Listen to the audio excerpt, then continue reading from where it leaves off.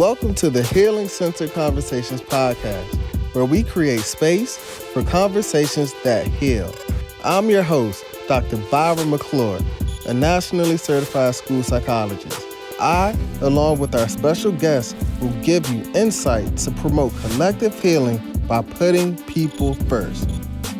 Through weekly conversations with educators, psychologists, and healers, we'll discuss ways to heal, thrive, and live your best life. This is the Healing Center Conversations podcast.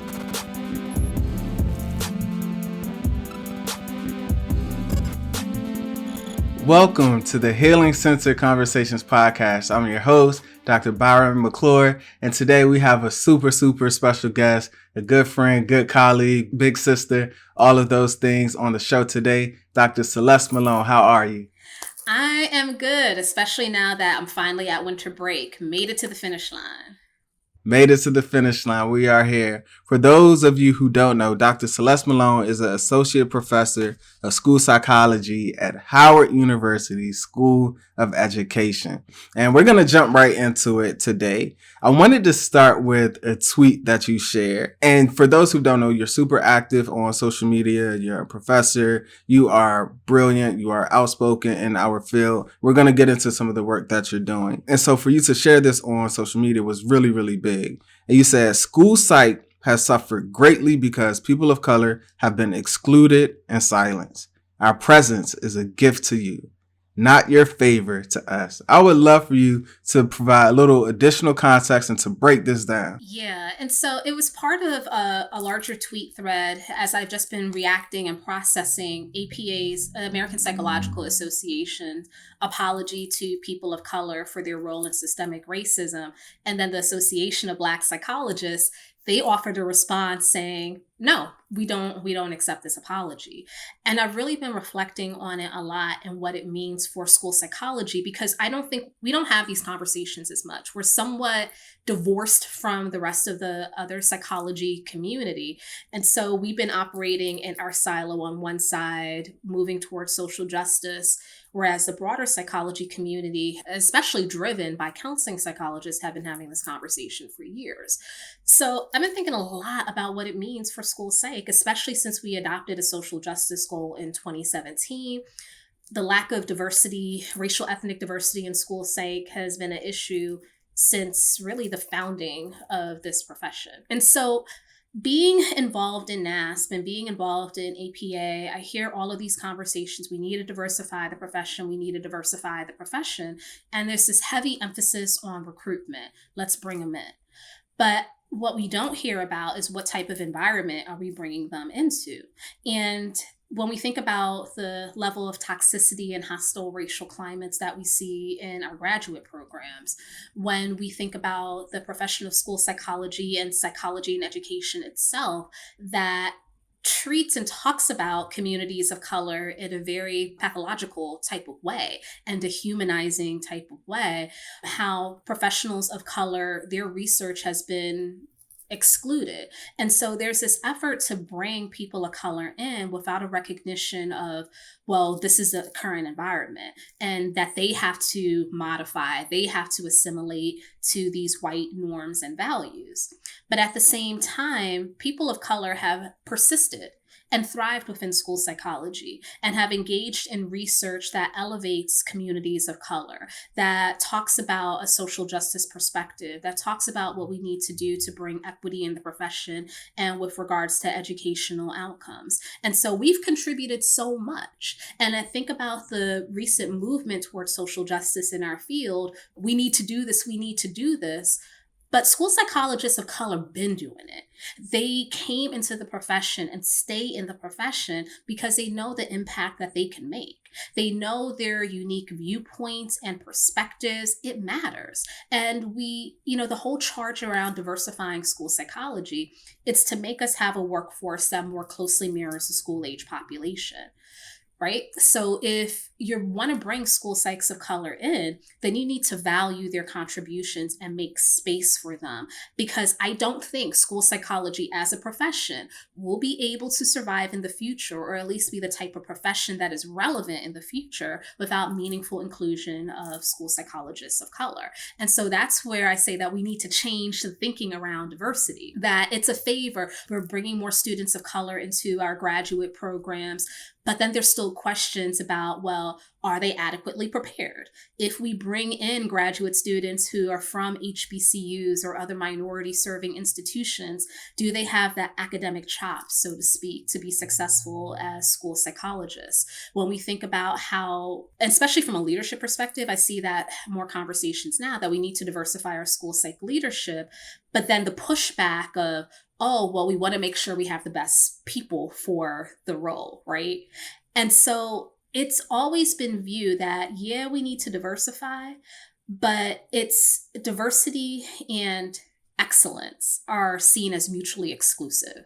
And so to bring in more school psychs of color, the thought is that we need to lower or change our admission standards, or we're bringing in this person of color, though they may not be the most qualified to serve in that role. And that's been used to marginalize graduate students of color, to keep that gatekeeping out of school psychology graduate programs. We see it, the faculty perspective as well. That's often the line from hiring committees. Oh, well, we want to diversify our faculty, but we also want to bring in the best candidate. These two things aren't mutually exclusive. And now hearing it more in school psychology leadership spaces, oh, we want to bring in more leaders of color, but this is the work that we need to do. Again, we have value. And if we're viewing professionals of color from this deficit perspective, that bringing them in means that we're reducing our excellence, that's the whole wrong way to go about it. Again, people of color have been making meaningful contributions to school psychology, and education. We have consistently been resisting deficit narratives of communities of color. I think about the first Black school psychologist, Albert Sidney Beckham. As a practitioner, as a researcher, his life's mission was to change the conditions and demonstrate the brilliance of Black kids. And other school psychologists of color have continued along those lines.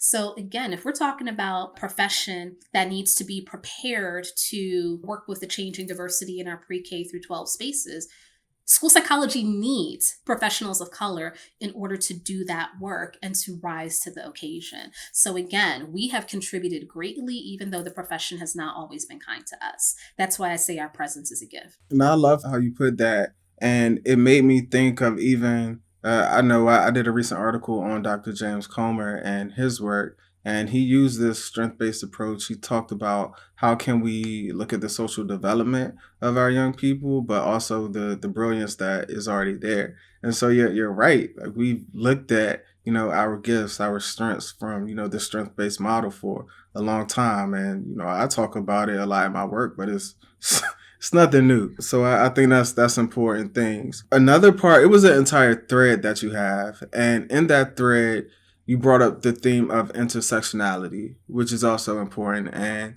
this is the Healing Centered Conversations podcast. And even me and you, we had to have a very honest conversation, which I'm appreciative of. And, I'll share this for our listeners. That's, even for me, a Black male, that's what I identify as in this space. There's room for me to even reflect. So I would love for you to provide some context around intersectionality. Feel free to share as much or as little as the conversation that we had, and just your thinking around that. Sure. So school psychology, we haven't, and we still don't do diversity all that well. And so we look at it from these single axis dimensions. Primarily, the focus on race has been using IQ tests to examine racial differences between groups. So thinking about school psychology's role in maintaining racial hierarchies through our use of assessment measures, and the research that we've done that treats race as this biological construct when we're examining differences without really recognizing the role of racism and oppression. And, there's no biological basis for race, but rather when we see racial differences, we have to consider differential impacts of racism. And so when we've approached diversity, it's been from solely looking at identity differences and assuming that it's something inherent to the child, where we're looking at some of these individual type of differences, right? Without really recognizing the connection between identity and systems of power and oppression. And so moving forward, looking at intersectionality is more than just looking at people's overlapping identities. So you highlighted your identity as a Black male. I am a Black female, and I'll also add Black cisgender female as well. And so from a shallow intersectional point, like, oh, well, we have race and we have gender, and perhaps disaggregating our data so we look at race and gender, but together, right? But it's more than that. It's really connecting these social identities that we have to the systems of privilege and oppression in which they're situated. So, and Kimberly Crenshaw, she's the one who originally coined the term intersectionality to describe how Black women have this unique identity as a Black woman because they weren't protected by anti-racism discrimination laws, because they're like, oh, well, we have Black men present, so no, you can't call discrimination based on race. And then Black women are unable to use gender discrimination laws. Well, we have white women in these spaces, so no, you can't say it's an issue of gender discrimination either. And so looking more specifically at these interlocking systems of oppression and power, it's not just, oh, I'm Black and I'm a female, but how am I impacted by both racism and by sexism? And how do they intersect to exclude me from different spaces? And so there are challenges that I encounter as a Black woman that are not going to be adequately explained by either racism or by sexism, but it's looking at that unique positionality, that unique identity that's created at the intersection of racism and sexism. And then certainly we look at other forms of oppression and marginalization as well.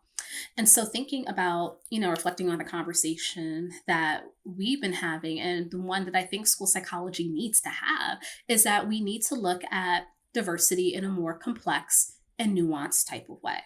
That all people of color, it's white and then people of color. And so not even recognizing heterogeneity that exists within communities of color. And then both of us being Black, there is little or no discussion within our field, or again, even sometimes among, I will say, Black male school psychologists, of what does it mean to experience privilege based on your gender. And that's the hard part for sometimes for marginalized groups to consider, especially when we have this conversation around intersectionality. And well, why are you trying to divide us that we are one Black community? Yes, we are one Black community, but there is a great deal of heterogeneity within our community, and recognizing that as a Black woman, I have to reckon with sexism in addition to racism, and not just regular sexism, gendered sexism as well, being a Black woman. And even though there is oppression that you experience as a Black male, so thinking about experiences of racism and everything like that, there's still a level of privilege that is afforded to you because you are a man as opposed to a woman. And so we need to look at that in a more nuanced way, again, within the profession, but then also the work that we do.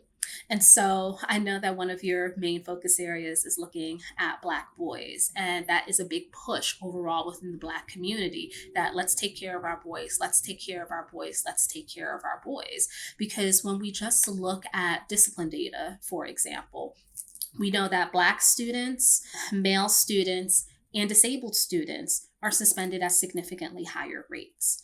But that's just a single access approach to it. If we took an intersectional approach and look at the intersection of race and gender, we would recognize that Black girls are the groups that need to be elevated as well, that they're often left out of the conversation when we take these single access analyses, because girls as a group are suspended at lower rates. But from an intersectional perspective, we see that Black girls are suspended at higher rates than every other group of boys except Black boys. And so when we think about our programming and our advocacy work in education or in school psychology, if we take a single axis approach, we'll focus on boys, and that will provide Black boys with the supports that they need, but as well as white boys who aren't in need of those type of supports. And it excludes Black girls from receiving those supports even though they desperately need them. And so that's why we need to, again, bring intersectionality into our work, to use that as a lens to examine school-based outcomes, but then also to look at things that are happening in the profession itself. And so I mentioned a school-based example. Something within the profession is the role of Black women in advancing social justice. And even though the social justice definition within NASP is fairly new, it was adopted in 2017. As long as there have been school psychologists of color within the profession, there has been social justice work occurring. But from a more formal standpoint, in terms of our professional advocacy and our professional associations, that work has predominantly been led by Black women. But yet, I don't see them being brought into the conversation from a historical lens of their contributions around the social justice movement. And so by not calling out those who, through their leadership, their practice, through their research, have made these great contributions over time, ignoring that, and then who do you choose to platform instead? I think a lot of white school psychologists who are engaging in social justice work, great, but it's a disconnectedness and not recognizing the contributions of Black women, which is further marginalizing them. Yeah, so Celeste, I would love for you to talk a little bit about, especially folks like me who, like I said, I identify as a Black male in this space, and recognizing some of the privilege that I might hold as a Black male in this space. What are things that I might be able to do, or other Black male school psychologists or others who hold this particular power? How can they use that and leverage that to elevate, our sisters in this field? Sure. I think just talking about it and highlighting those pieces. I think of some of the deep historical work that goes into social justice, which I feel has been somewhat disconnected from recent social justice movements that were acting like social justice emerged in 2017 when NASP adopted the definition, without really recognizing those who I would consider to be the foremothers of it. And so bringing that up in your work. I think citational practices are incredibly important. So there's a whole movement, and this is not specific to school psychology, but the whole movement around Cite Assista and Cite Black Women, to really recognize the work that Black women have contributed to many of our professional spaces, and then school psychology in particular. So who are the scholars that shaped and informed your work? Who are the leaders? Who are the advocates? Recognizing them and calling them by name. And an example of doing so, I'm always blown that more folks don't know about Antoinette Miranda. She's currently professor at the Ohio State University. I had to make sure to get the in there. The Ohio State University. She's been there for the bulk of her career. She was the first chair of the NASP Multicultural Affairs Committee and has had an integral role in leading conversations around multicultural issues, diversity, and social justice within the profession. She's a living example of it because she is also an elected school board member. And so it's not just, in terms of her teaching, and which is important because she has mentored so many school psychologists within her program at OSU, as well as outside, with regards to social justice within the profession. But yet you don't really hear her name called or her work cited, even though she has influenced a lot of those who are currently practicing in the field and have been drawn to her work. And so I think we need to do better about recognizing scholarship contributions of those who've been actively engaged in social justice work, many of whom are women of color when it comes to school psych. Yeah, that's so important. And I'm reflecting for myself. And I know when I was looking to enter into the field, and I'll share my story of how I got into the field of school psychology accidentally, where I was supposed to go. This is the truth. I was supposed to enter in as clinical psych. I ended up switching to school psych for a specialist degree, and then I applied for my doctorate degree. And I honestly, one of the reasons why I went to get my doctorate degree, I didn't feel prepared to enter into the field. I've actually never shared that with anyone. So I wanted to study and learn more. And part of that, I wanted to learn from us. So I actually reached out to some of the giants who I thought were some of the giants in this space. So I reached out to Dr. Proctor. I reached out because I wanted to study like school psychology and HBCUs. And like, I'm looking up like, whoa, like Dr. Proctor, she's a giant in this field. I reached out to Dr. Jamila Blake as well down at Texas A&M, because these are people who at that time I looked up to as well. And even, going on becoming a school psychologist and going to my first NASP conference and meeting some of these people, I was starstruck. I remember meeting Dr. Proctor for the first time. I remember being on a panel discussion. This is when I started getting involved, and I was doing a panel discussion, and it was the round table. What is it? The African Americans table, yeah. The mentoring round table. And I shared a space with Dr. Miranda, and I'm sitting there. I'm like, don't say anything stupid. Don't say anything stupid. But I think you're absolutely right. Like, being in this space and citing Black women is something that I know that I can do even more deliberately and even more, because their voices and what they've done can't be measured, and we have to make sure that we're not forgetting that work. So thank you for calling that out and naming that. Oh, not a problem. Not a problem. I think we overall just to reflect and do better, because again, I feel like we've been approaching, and I say we, the global we, the profession has been approaching this social justice work from this ahistorical perspective. And so again, it further marginalizes communities of color, period, who again have been doing this work and have sacrificed so much to do so. And so sitting in and validating spaces in graduate programs as a student, in academic departments as a faculty member who are experiencing microaggressions in their work, and then other professional leadership spaces, our presence again is a gift, because there's so much that we put up with. And then that intersectionality perspective of it, some of us had to put up with much more because of the marginalized identities that are held but persist in order to do this work. Yeah, and one of the things you mentioned is making sure that we are really taking in the entire context of our history, and knowing, one, we're not new to this, we've been doing it, but naming those names. And I want to say Dr. Deborah Crockett, right, Yes. was the first Black... Only. I haven't started the only. Yeah, the only, right, Black president of the National Association of School Psychologists. And talking about history, you are history, because you will be the second president who identifies as Black female to occupy that space. So Celeste, what does it mean to you to be only the second Black person to occupy this role? What does it mean to you? Sure. I feel the responsibility of it very much so. I want to do this job. I want to do it well. I'm blown by the fact that in NASP's 50 plus year history, that will only be the second. And I think another important part to highlight is the gap of time between myself and Dr. Crockett. So she was president, I think it was 98, 99, like around that time. So late 90s. I will become president in 2022, July 2022. I start my presidential term.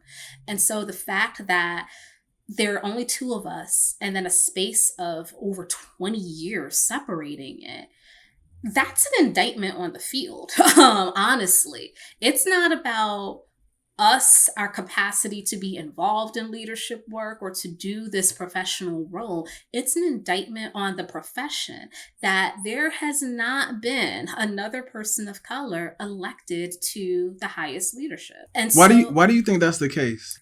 It goes back to what I said before, treating diversity like a favor. And so kind of the siloing of people of color that, oh, well, diversity issues are very much treated as, oh, we say it's important to school psych, but it's still very much marginalized. It hasn't been a central core of the profession itself. It's been seen as more of a niche area.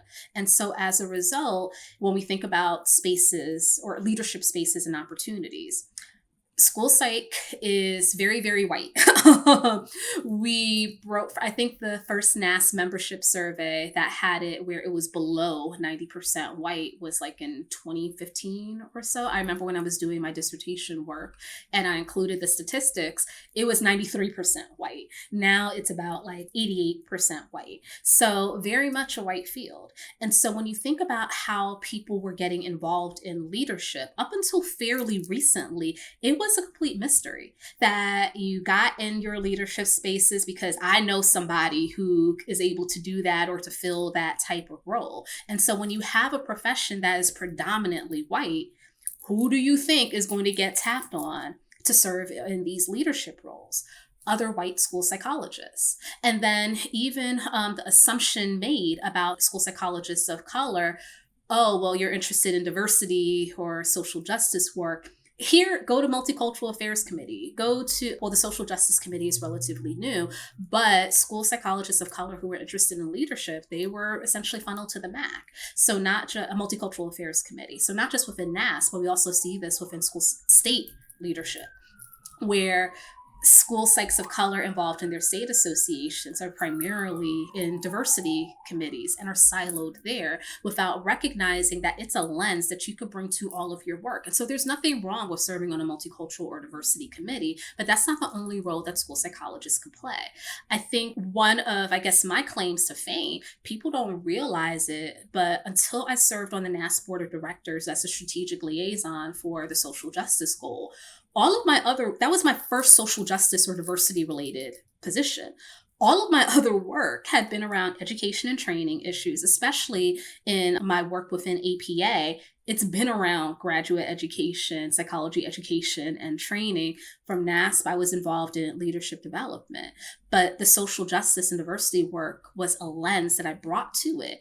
And so fighting that siloing of school psychologists of color. And so it creates fewer opportunities when they're only thought to be able to do a few things. No, I'm not going to have a school psych of color on the convention committee because we need someone who has expertise around conventions. Again, how these things are mutually exclusive.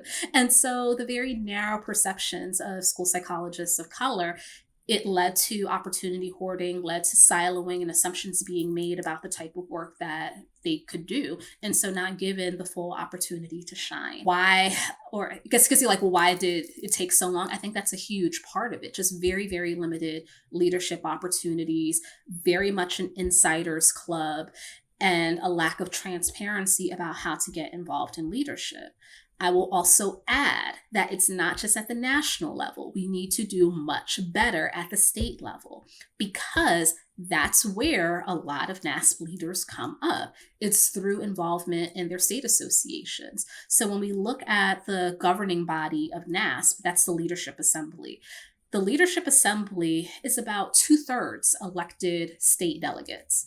So meaning these are people who made a name for themselves within their states, and then their states elected them to serve on the Leadership Assembly.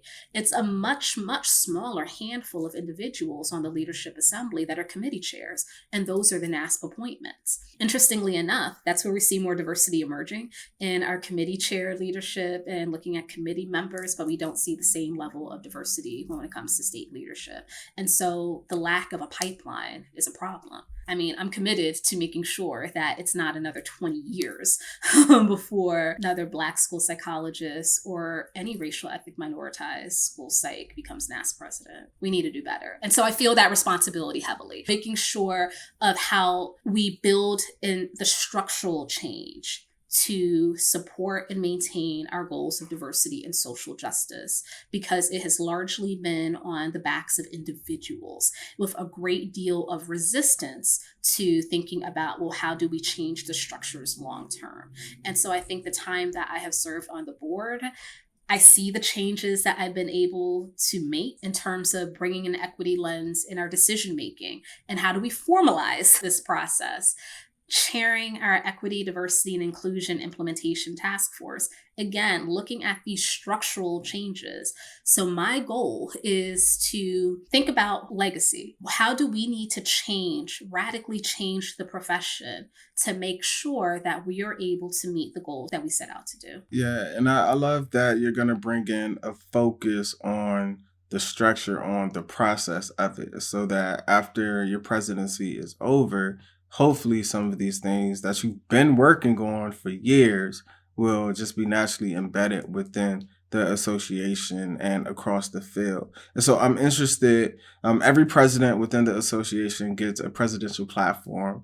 Are you able to share your I platform? And if so, can. I would So I love, won't share yeah. the exact title of it. Those of you who attend the NASP convention, because I was surprised how quickly some of these things come up in the fall. They're like, oh, well, what's your theme? We have to design your logo. Like it's not even the end of 2021 yet. But my theme is around liberation psychology and a focus on healing. And so anyone who has been familiar with my work since I was a graduate student, I have been committed to addressing multicultural and diversity issues within the training and practice of school psychology. And so, really looking at the profession itself, which isn't frequently studied. There are only a few scholars that immediately come to mind. And so, as a up and coming scholar, Sherry Proctor's work was a roadmap for me because it let me know that the profession itself is an acceptable unit of analysis. And to be able to do that work about the profession, not just the services that we provide, but the need to take an introspective look. And so seeing her work, as well as Antoinette Miranda, who published extensively about how the changes that she made to her graduate program to have a more intentional social justice and urban school psychology focus, it let me know that research about the profession is valid and to look at multicultural and diversity issues within the profession. So that's where I'm headed with it. So really that introspective look. Why liberation and a focus on healing? It's important to note that my first master's degree is in counseling. And so counseling as a profession, it has been far more tapped into social justice and diversity work. And so when I entered school psychology in my graduate program and wanting to study multicultural issues, I looked at my counseling and counseling psychology literature to see how I can incorporate that into school psych. And I've also been closely looking at how counseling psychology has evolved and not just looking at social justice, which promotes equity. So equitable outcomes for everyone, including those who are minoritized and marginalized, being able to promote equity. But where they're moving towards now is looking at liberation because equity is good, but that doesn't necessarily mean that these communities, after they achieve equity, are able to be their full selves, to meet their full potential, to experience joy. And so it's more than minimizing harm, but how do we as a profession promote equity, but change schools and our practices as well to promote the best possible outcomes and hope and envisioning for communities of color. And so that's where the theme comes in about radical hope, authentic healing. Because what I appreciate about our adoption of the social justice goal, it has gotten school psychologists more attuned to equity issues, a little bit about the role of oppression. We still have some more critical consciousness to develop there because we know that there are disparities exist. I think a lot of our colleagues haven't explicitly made that link between oppression and inequities. But again, it's still this deficit framing of we need to engage in social justice work to promote these equitable outcomes for these poor minoritized students. And again, it's not just about helping them cope through these aversive environments, but how can we maximize their potential? How can we create spaces where they can just authentically be and authentically thrive? And that's what liberation, that's what healing, that's what radical hope goes towards. Are we making sure that kids could see the biggest and brightest dreams? Are we connecting minoritized kids and letting them know that there is a long history of resistance and strength that they are drawing from? And so, just like I think about newer school psychs of color entering the field and somewhat feeling frustrated about where we are right now and thinking about where we need to go, we haven't been passively just taking it. We've consistently been fighting. And that's what kids need to learn as well, that they come from roots that have consistently resisted oppression. And they could draw upon that strength to envision a hope, a brighter hope, not just for themselves, but for their communities. Because when we think about minoritized communities, particularly communities of color, it's not just the individual, it's the collective. So I think about, I have a whole folder of the notes that I received when I was running for NASP president and when I got elected. And it was, that community feel that like it was a win for all of us. And I take it like that. Just like when I see you doing big, it's a win for all of us. We are all winning. And so to shift our perspective and thinking in school psychology from looking solely at individuals and individualistic outcomes to recognizing that we need to strengthen the collective, because that's where our communities draw our strength. And so shifting our focus as well, tapping into culture and building in that authentic knowledge, because we've always known how to heal ourselves.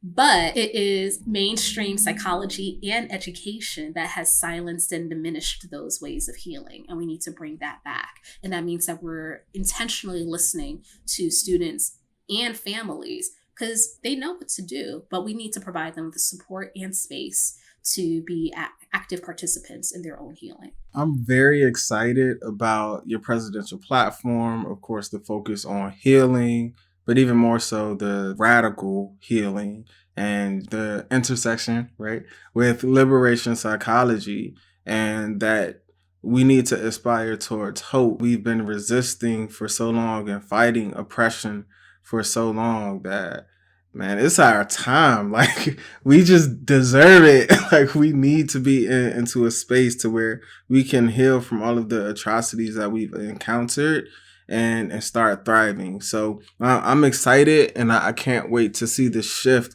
that is going to happen. And especially from, I think with your presidency is going to inspire a lot of people who look like us into the field. I'm excited to see how many people become NASP members because of it. That's part of the collective. And I'm very excited to see how we can strengthen our collective across all walks of intersectionality. And part of this, you've been doing this work at HBCU, one of the few HBCUs that has, it's two. I mentioned that I was interested in HBCUs and school psychology. And at that time, I want to say that there was five. Yeah. Tennessee State, Florida A&M, and then I'm blanking on what the fifth one may be. But those are the other two that immediately come to mind that closed in recent years. Yeah, and I want to say that there was, Texas Southern as well. I'm not sure, so don't quote me on that, but I believe it was Texas Southern, Tennessee State, FAMU, which I was heartbroken about, and then, of course, Bowie State and Howard as well. And so now there's two, all in the DMV, and you are a professor at one of those at Howard University. So I would just love to kind of hear, like, what does it mean for you to be a professor at? Yeah, I remember so distinctly my interview at Howard. And at that point, I had interviewed at some other places as well. And as part of a faculty interview, you do your job talk. And so it's presenting your research, your current research, and what do you hope to do in the future. And so my job talk was primarily around the measure that I developed, the school psychology multicultural competence scale. And so going into other places, I remember practicing my job talk at my postdoc and then presenting it at other places. It was justifying, well, why is this a valid and legitimate area of research? So it's a core school, like this is my core school psychology research, looking at multicultural and diversity issues. But other places that I went to interview, it was just like, well, yeah, that's cute. But what is your real school psych research? And so I remember my interview at Howard and talking to faculty in the school psych program, as well as other members of the search committee, other departments and students that were present. and not having to justify or legitimize the work that this is school psychology work. This is important school psychology work and a direction that the field needs to go into. And so just from jump, being in that space, and again, knowing that the work I'm doing is valid and valued, that was important because as a graduate student, that's not really the message that I received. And so while I had faculty who were supportive of my work, pretty much had to do it on my own because there was no one there who knew about multicultural diversity issues. So I reached out to counseling psych faculty within my department, also places like the National Multicultural Conference and Summit, which is a summit that it's every 2 years, and it's led by 4 divisions within APA. So Division 17, which is counseling psychology, Division 35, the psychology of women, Division 44, LGBT issues, and Division 45, which looks at ethnic minority psychology. I attended that conference in my first year of my doctoral program, and it felt like home. I'm so glad it was the first professional conference I went into in psychology because, again, the being among a community of people who looked like me, who were doing the work that I was interested in, it sent a powerful message about my belonging in the profession. And it's something that I still carry with me very much until through this day. And so connecting it back to my experiences being at Howard is the same type of sense that the work I'm doing is important and valued. I could just be. It's very different because it was my first time working in a predominantly Black environment as well, that I went to predominantly white institutions for undergrad and in graduate school. My postdoc was at a predominantly white institution as well. And so almost like a sigh of relief, letting the guard down some and being in a space where I could really explore and not have to deal with the everyday impact of racism in the workplace. I hadn't realized how much of a toll it was taking on me until I really started at Howard. And so my own psychological well-being, and because my psychological well-being was safeguarded and protected and not having to deal with a lot of racism on a regular basis, that allowed me to thrive and grow and think about exploring questions related to diversity and social justice. My students are wonderful to teach pretty much all Black students. And we do have some racial ethnic diversity within the program, but it's at HBCU and the bulk of our student population are Black students, many of whom are first generation students. So first generation to college overall, or even if they're not first gen to college, first one in their families who are pursuing graduate school period or doctoral education. And so to be in that space, to see their enthusiasm about the changes that they want to make in education and within the profession, that feeds me also. And so it's a commitment to being the type of professor that I needed to see in my program, because I was able to get those connections because you mentioned about developing our school psych community. Our school psych community of color is awesome. As a graduate student, I met Dr. Miranda, Frank Worrell, Sherry Proctor, Scott Graves, Jamelia Blake. All of them I met for the most part through my work and involvement within APA. I didn't have that in my graduate program, but was still able to connect with those professionals. And so I'm here with my students and I try to feed into them. I try to be, and this is something I'm growing into more about, reflecting and sharing my thought processes with them, being transparent about my struggle so they could see how I navigate it, and really elucidating to them about how power, privilege, social justice, how those principles in an academic sense are connected to the work that we're doing and the work that we train them to do as school psychologists at Howard. So it's incredibly empowering. I love when they're at NASP and being able to connect them with other school psychologists of color. We're the only doctoral program in school psychology. So you mentioned Howard and Bowie State. So Bowie State is a specialist only program. At Howard, we're specialists and doctoral. And so that's a unique positionality that we play as well. And not just diversifying the profession, but being able to diversify our academic ranks also, because we're producing doctoral level school psychologists. And so talk about that a little bit.